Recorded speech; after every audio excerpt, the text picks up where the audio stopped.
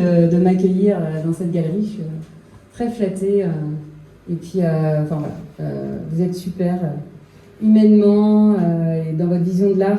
Ça fait trop plaisir en fait d'être soutenu par des personnes comme vous. Donc déjà, merci beaucoup. Et merci à vous tous d'être venus ce soir. Ça me fait super plaisir. Effectivement, en fait, je pense que j'ai un peu une façon de vivre comme si chaque jour c'était le dernier. Et c'est vrai que j'ai bien aimé quand tu m'as proposé le titre tout de suite, parce qu'effectivement ça m'a parlé. Il y a vraiment ce côté un peu de profiter de la vie au maximum. Et du coup, pour moi, dans le fait de profiter de la vie, il y a aussi le fait de profiter au max de pouvoir peindre. Et alors après, c'est vrai que j'ai plusieurs factures. En fait, j'ai des factures qui sont effectivement pas mal dans l'urgence et l'immédiateté, comme par exemple les œuvres qu'on voit au fond à droite, où là je travaille ce que j'appelle un peu des pochades.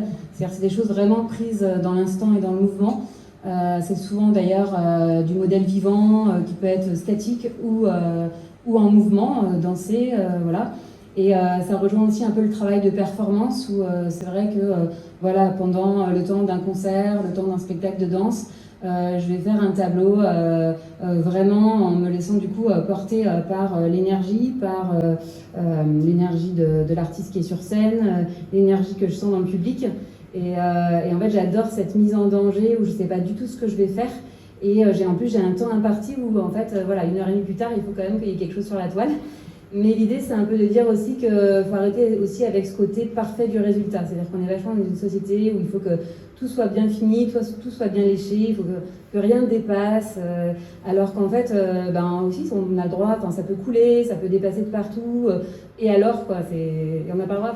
Vraiment, c'est aussi un peu une ode au côté, à la liberté, à l'imprévu, à l'accident qui va vous embarquer vers un truc qui n'était pas attendu. Et c'est aussi un peu comme ça que moi je vis ma vie, c'est-à-dire que moi je me laisse aussi porter par les rencontres. Avec Fred, en fait, on voyage beaucoup pour les expositions et au gré des expositions, on rencontre des gens, on ne sait jamais qui on va rencontrer. Et c'est ça qui est assez magique dans la vie, justement de se laisser porter par le hasard, par l'inattendu. Et c'est là qu'on fait en fait les meilleures rencontres et qu'il y a les plus beaux moments de partage. Et sinon, pour parler de mon travail en général, en fait, je vais toujours m'appuyer sur quelque chose d'existant, c'est-à-dire que pour démarrer une toile, il me faut un motif. Donc ça peut effectivement être aussi bien un modèle vivant qu'un arbre dans la nature. Je sais pas, une vidéo de danse contemporaine, qu'une photo mise à l'envers. Je dis ça parce que Christelle, elle a participé à mon stage cet été. Elle était là, une photo à l'envers, pour pas être séduite par la forme. Mais en fait, c'est essayer d'avoir une vision rétinienne, c'est-à-dire en fait de voir les choses en tâches et en traits. Ce qui permet en fait après d'aller dans son univers personnel, mais de partir quand même de quelque chose. Parce qu'en fait, l'idée, c'est de se débarrasser du mental. En fait, le mental, c'est par exemple, on va te dire, comment est-ce qu'on dessine un arbre? Ah oui, c'est 2 traits tout droit. Non, en fait, tout droit, ça n'existe pas. Dans la vie, en fait, non, l'arbre, il a plein de creux, de bosses, de failles, de cicatrices. Et en fait, c'est ça qui m'intéresse aussi bien, effectivement, dans le réel que dans les gens. C'est toutes ces failles, toutes ces cicatrices qu'on a tous et que moi, qui m'intéresse. Donc, en fait, moi, ce qui m'intéresse au-delà de ça, c'est le travail sur l'humain. C'est essayer de déceler ce qu'il y a dans l'être humain au-delà de l'apparence. Et en fait, c'est vrai qu'à chaque fois, tout d'un coup, ça m'embarque vers effectivement des personnages que je n'avais pas du tout prévus. Et là, depuis quelques temps, ils ont les yeux ouverts parce qu'en fait, à la base, je viens plutôt d'un travail assez expressionniste où les personnages étaient assez fantomatiques et se confondaient avec le fond. Puis après, en fait, ils étaient là, mais ils fermaient les yeux, et maintenant, ils ont les yeux grands ouverts sur le monde. Et ça commence, il commence vraiment à y avoir une petite famille là, qui arrive.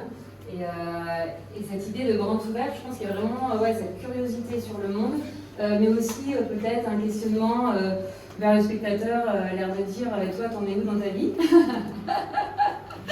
Voilà.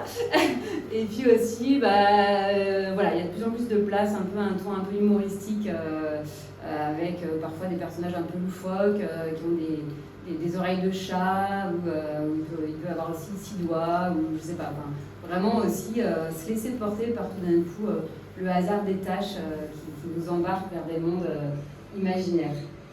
Voilà. Ben, merci beaucoup à tous d'être là. Et puis,